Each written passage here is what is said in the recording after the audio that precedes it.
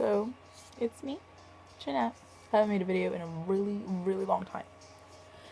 And this is mostly going to be concerning the post that I posted up maybe a couple posts ago about how ever since I was a child, I honestly always do remember just being by myself and how everything kind of sort of changed. I grew up alone. I'm an only child. So I kind of got used to the fact of playing by myself, making friends at the playground here and there, but nothing that I would invite somebody over, have a play date. In my neighborhood, I never really used to go out since I used to always be sick. I had something similar to asthma, and that kind of got in the way of everything. Also the fact that my parents were really not trusting of anybody else. But, it was fine. I grew up, and if I never really had a best friend, well, I did call them my best friends, but the fact was that, you would put trust or something, and it would never be a best friend forever. So by the age of 11, it's 11, I was still a kid. I made the decision of being, I don't need any friends, I don't need a best friend. I didn't confide secrets in anyone. I didn't talk that much. So I just had acquaintances until high school when, the real sexuality issue became something that I needed to know. And everything was sort of confusing. I had friends, things happened, and I was alone. I used to see people holding hands, kissing and hugging and just being romantic, people giving flowers to each other for no such reason. Sure, I also saw breakups, people breaking up in arguments in the hallways. I was always just that girl that was alone and nobody really wanted to mess around with because they were kind of scared of me, I guess you could say. Anywho, that was that. I was fine with it and stuff until I met someone. His name was Eduardo. And, well, we were both kind of the same. We kept to ourselves. We dressed the same. It got to a point where we started talking. I don't even know how that happened. It had to have been one of the math classes, and we became friends. It was somebody that in years I had actually started to confide in and start telling my things. We were friends. And, people used to think that we were going out and we'd always just look at each other, but we wouldn't really deny it. He was gay too. But, not many people knew about it. And it was just something that we kept to ourselves. Things happened in that friendship that more or less, I'm guessing one of us just fell into some sort of, I don't want to say depression or anything like that. Hold on. Bloop. Hey, my name is Jeanette, and I was talking about something relatively about why do I feel alone, but how did I get that way, right?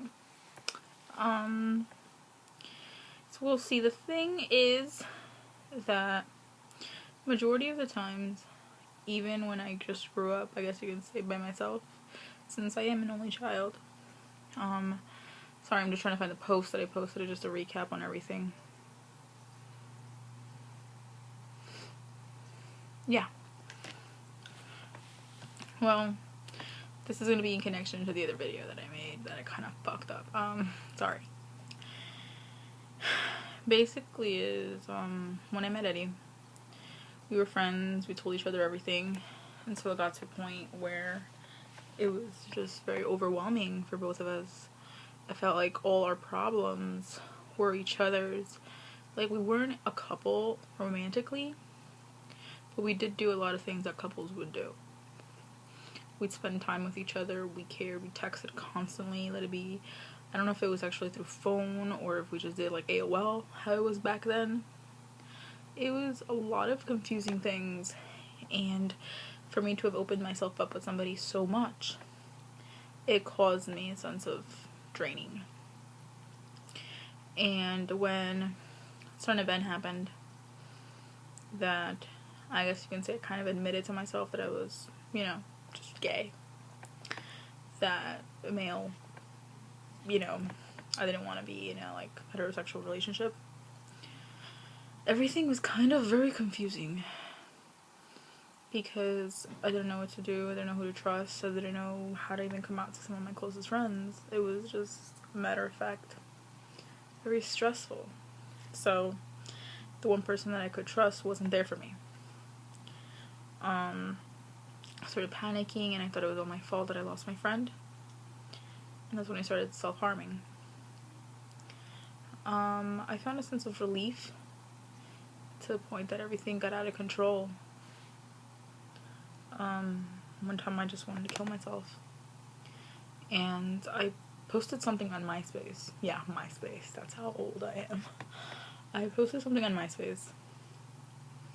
And everybody was going crazy. And one of my friends, Randy, I had not seen him since middle school, since he went to a different high school than I did. He actually called the cops. He called the cops, and I was crying on the phone, like, please don't, I can't, my parents are home, I can't do this. Cops came, knocked on the door, I was taken away. They saw self-harm on my arms, my legs, side of my neck. They decided that I needed to be there. At that time, I did not know Eduardo was also in the hospital. Both of our parents, my mom and his mom, did not know how to react to the situation. And everything was sort of gone to shit. It was a point of, like, basically, I don't want to say a breakup, but, like, a friendship that ended. Because he thought something, I thought something else. We thought it was each other's faults, and it was some big ball of, like, confusion that to this day, honestly, it's just a mess. So we decided to just not talk to each other. This is, like, per se junior year, high school, possibly. He, we kept going in and out of therapy, in and out, going in and out of the hospital. I've been to 4 hospitals. The longest one I stayed was possibly my senior year. It was from my junior year to my senior year, because it involved part of the summer. I was behind in everything. I tried to catch up, and I did, but I just didn't want nothing to do with anything. He had not been coming to school anymore. He wanted to drop out, which he did. He did drop out. We shared a locker, so it was very, very difficult for me to see that. I didn't know what was going on with my friend. We saw each other one last time before in high school. I went to the hospital because the nurse said that I needed to go. I was fine. Well, I said I was fine, but I really wasn't. They sent me to the hospital. To my surprise, when I get out of the ambulance, I see his mother. I was like, whoa, what's going on? She didn't want to tell me what was going on because the doctors, he apparently had said something. And the doctors were so, I guess you could say, in disbelief that something was going on. Because they put me in a room. I was waiting for my mom to get there. They had taken all my clothes away. And I was wearing the robe from the hospital.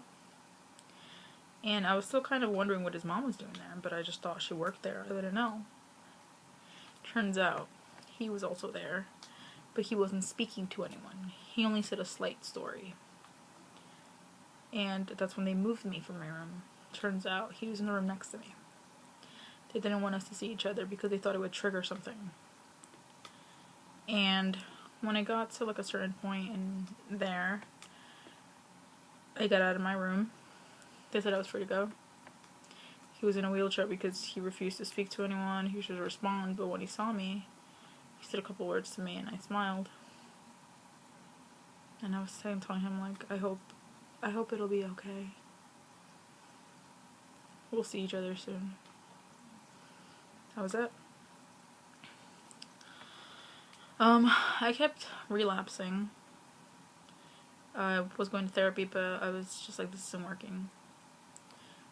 Because I felt like you need to make yourself better. You need to try to make yourself and like put that foot forward. I didn't want to.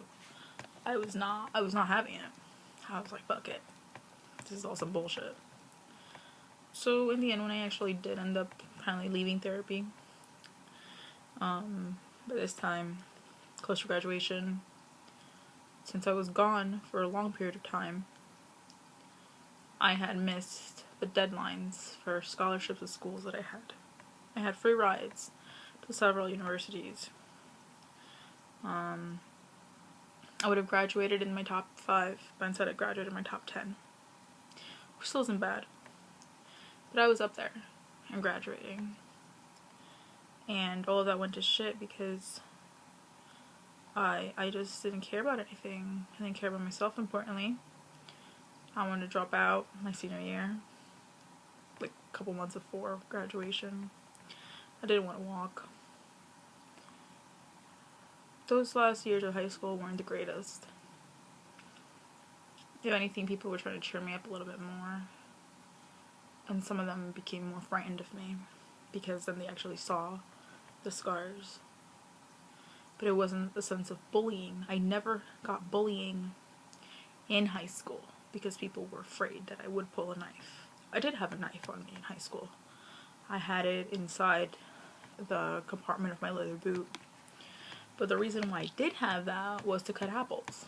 They would not allow us to use an actual knife in the cafeteria. So I would bring my own knife to cut an apple. Or like an orange. Graduated. Maybe in April I started working in a theater. Met some people there. But it wasn't like I wanted to become friends with any of them. One of my friends named Jennifer applied. Basically, like, made me apply through online. We all ended up working there. You know, and I got to a point where she got tired of my shit, too. She didn't stick around for much longer. People were asking her at her job, since our uniform was short sleeves, people were asking her what were the writings on the top of my hand, because that's where I used to cut, too. And she was to just say, oh, it's her bunny. She was tired of making excuses for it. So a year went by there. I started working in production.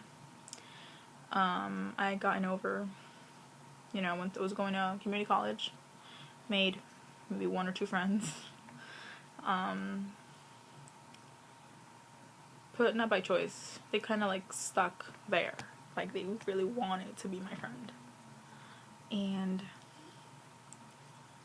well, like, I saw Eddie once, and when I saw him because on the financial aid line, he kind of turned around, pretended he didn't see me, and all of a sudden, inside of me, I felt like all the progress that I had done had gone to shit. The person I trusted was there. It was proof. I had told my mind to forget. That I never did that to myself, that never happened to me, that I didn't screw up my education. Seeing him meant that everything was real, that everything that had happened was part of me. The lessons that I had learned from that experience were always there to taunt me. Some of my scars that I did back then have faded away. You can't really see them, but I know that they're there.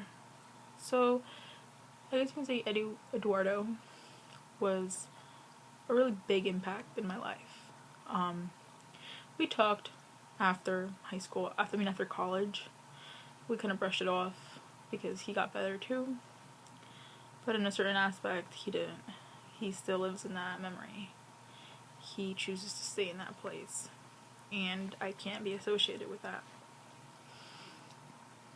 Like, talking about it doesn't hurt. When I used to talk about it, it used to, like, break me down completely. I would not be able to form sentences or anything. So, that chapter of my life was put away. Projection. It was in the theaters. It got me to be a little bit more open with myself, be able to talk more, Maybe make it easier to fake a smile. You know,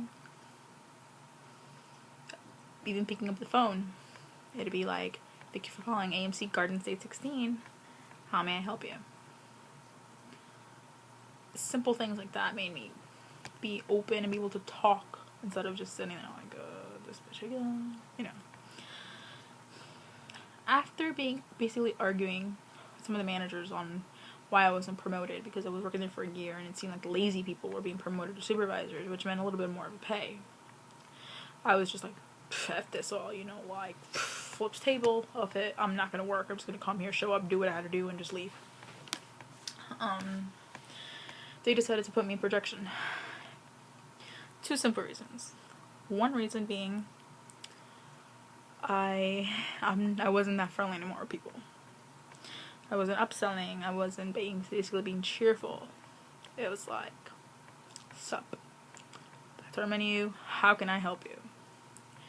They promoted me to projection, which meant it was more responsibility, more pay, and I got to work by myself. So that's better. It was a staff of 5, all guys. It was Chris, Gabe, Mike. I don't know, is it? Chris, Gabe, Mike, Andrew, and David, which was the manager, and me. Yeah, that was it. From what I can remember, at least. Gabe only worked a couple days. Andrew was leaving, and they needed somebody else. They put me up there. The reason being why it was only guys was because the hours were late, a little bit later, and you had to lift the reels. For you guys who don't know what reels are, 35mm prints come in small parts. Maybe for an average movie of an hour and a half, you get 4 of those little reels, and those little canisters ones, like people have usually referred it to Fight Club. And I would put them together with a machine. It would make a big reel, which would seem kind of like the inside of a cassette tape. You see how the tape is all round? That's what it would be, but it would be tightly compressed and it would be huge. Those weigh from 70 pounds and up. I used to have to lift that up and put it in a different thing. It was fun. I liked my job. It was working with hands, and it was in the dark. I was my own boss. I could do whatever I want. I could bring up there whoever I wanted. Not like anybody really wanted to go up. Brought some of my friends up there. Were there for a couple years. I became close friends with Mike, but later on I started to realize there's a reason why majority of us were in projection. I don't want to say we were kind of like the rejects that the theater hired, but brought some of my friends up there. Were there for a couple years. I became close friends with Mike, but later on I started to realize there's a reason why majority of us were in projection. I don't want to say we were kind of like the rejects that the theater hired, but one of the coworkers smelled really bad. The other one didn't talk. The other one smoked a lot of pot. The other one sold pot. And then it was me. 1,000 things wrong with me. So, you know, I became really close friends with one of them, Mike. Rest in peace, Mike. It was really cool. He taught me, he stayed with me, he would come and help me out since he lived 10 minutes away. You know, it was a close bond. Then, after I finished community college, my parents wanted to move to Florida since they're older and, well, they like the heat. I said, yeah, whatever. I had nothing left in New Jersey. Nothing that I really cared for. I left. And the day of me leaving, I remember seeing a girl come up for an interview. Production was dark, so I didn't really see her face. I just saw that she was slim and about my height and had black hair. I was being transferred to a position in Tampa. She was coming from New York. Didn't bother me. It was just that she has my position and it's fine. It was kind of a swap. Went to Florida. That was painfully. Went there for school. Did not like it. commute with different people staring at me, and why am I wearing all this black? The corsets and the fishnets and the boots. You know, it's over there at 80 degrees, and I'm wearing almost the same thing as I would wear here when it's 20 degrees. And that would be a shock for people.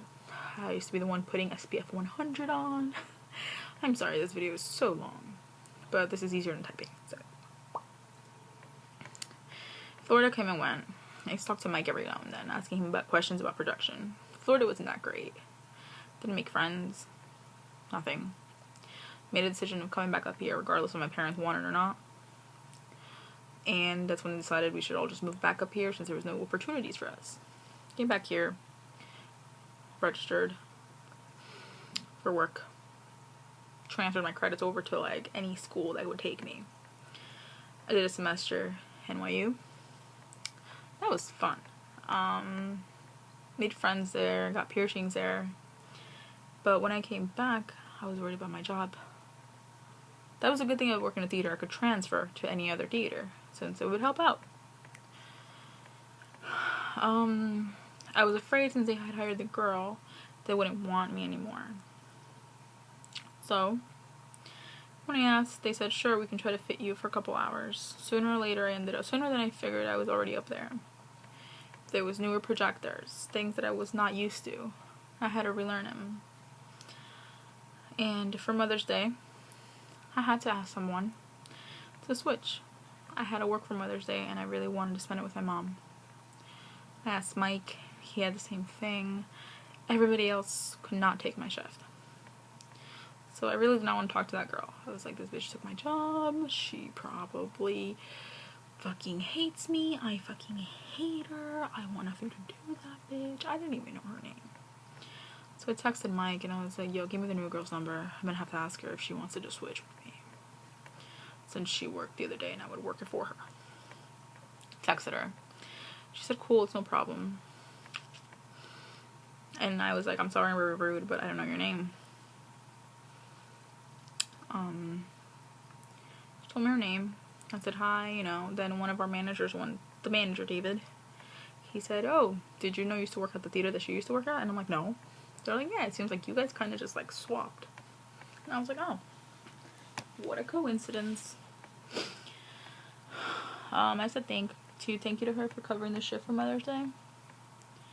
You know, we started talking. She started talking with the people that she used to work with over there in Florida. And I was like, oh, really? You know this? You know that? You know?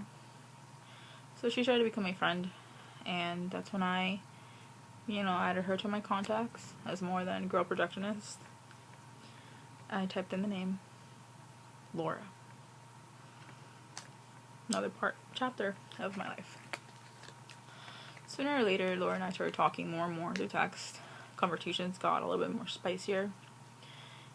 And she found out, she didn't know I was gay. I didn't know she was either. But somebody from my other job, Florida, did mention it to me. And to be honest, zero interest in her. Mike kind of knew.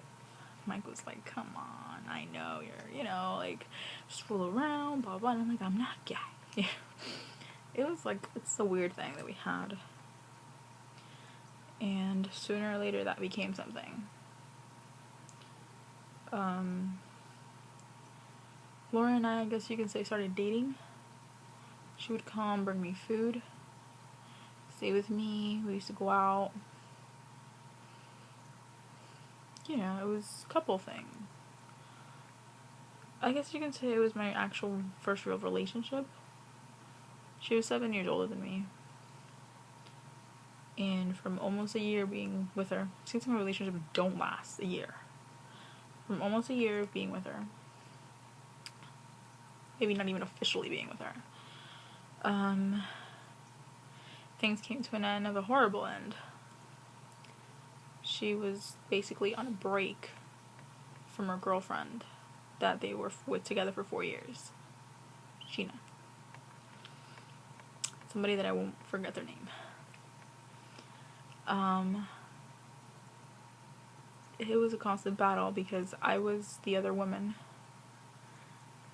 She says I wasn't, but I felt like I was because whenever I would go visit her, she'd be like, you have to go, Sheena's coming. And me, stupid, I would just leave. It was a complicated thing. I don't know why I stayed, but I did it anyway. Everything sort of morphed. A lot of things that should not have happened in that relationship happened. But I learned a lot of things, good and bad, which taught me never to put myself into that position ever again. Mostly bad things happened in that relationship, which would never happen to anyone, I believe, as your first relationship. Maybe it was a year difference. I mean, maybe it was a 7-year difference, I'm sorry. But it wasn't romantic at all. Maybe a couple weeks sure started off. I never got flowers sent. I never got a good morning, good night. I never got a gift. I didn't know what it meant. To like, PDA, there you go. Public display of affection. She wanted none of that. I didn't know how to react to that. So I thought it was normal. Being, I don't want to say treated badly, but if I would have seen it, as majority of my friends saw what it did to me, it was an emotional beatdown to my self-esteem, it was mainly to my self-esteem. It like shrunk me down as lower as it possibly could, and I still kept going back. I still kept trying to make her feel better. I relapsed. I started to do horrible things to myself, and I just couldn't deal with it. I knew that my last trip to visit her, because she moved because of school, I helped her move. I helped her do everything. My last trip there was painful because I knew it was my last one. I felt like I have a sense that I know when things are ending, and it was just horrendous. That wasn't even a breakup because she didn't even say I'm done with you. She said nothing. It just sort of, I never got anything back. I went to go pick up her diploma because her diploma stayed here in New Jersey, and I had her ID. So that became a big thing. She yelled at me, said, how dare I pick it up? I had her ID and I was supposed to pick it up. She was like, I gave the money to Sheena to pick it up. It's already paid for. I had to pay $80 out of my pocket to get it. And I wasn't going to send it. Everybody else was like, burn it. Throw that away. Don't keep that. I'm like, that's mean. So in the end, September-ish, close to December of the year 2011? Yeah. Finally, I sent it back. I got my money in like February, I guess you can say. 2012, February. But by that time I was already starting to date. I went on public sites just trying to meet somebody. I'm not up to the whole one-night stand thing. Or like cheating, because honestly, it's not that I'm trying to sound or make myself sound better, but just the fact that I have tried it. Like, I actually went to a bar with intentions of that. Was I able to, just hit on a random person and say, let's go, or whatever? Nope. I feel like I have to have emotions for them. If I don't allow them to even come near me or touch me or say hi or give me a hug, there's no way I'm getting in bed with you. Or even allowing you to hold my hand. So yeah. If I would make a video of everything that she did to me, this video would be hours long. But that's a lesson that I learned. I don't regret it. She taught me so much. And even though we don't want to look at each other anymore, because other things happened also, including a lawsuit, it's an important lesson. So now, I just leave it alone. The first person I dated was off of POF. I met up, and her name was Alex. She took me to like a really amazing date. And that's the first time that I actually felt that somebody could pay for me. Somebody would pick me up from my door and not make me wait. Somebody that I didn't know was being such a gentleman to me. It felt weird because no one, I would never think anybody would do that for me. You know, things with Alex didn't work out for several reasons. I met other girls. I became friends with some of them. And somehow I stumbled into Tumblr. I started talking to a couple of people. A relationship became of that. And, well, that's another chapter of my life that I'm actually going through right now.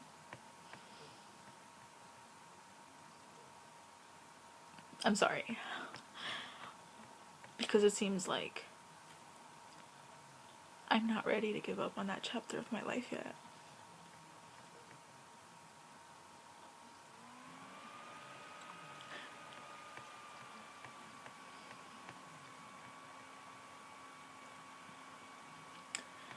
Yeah, that's gonna be it for now.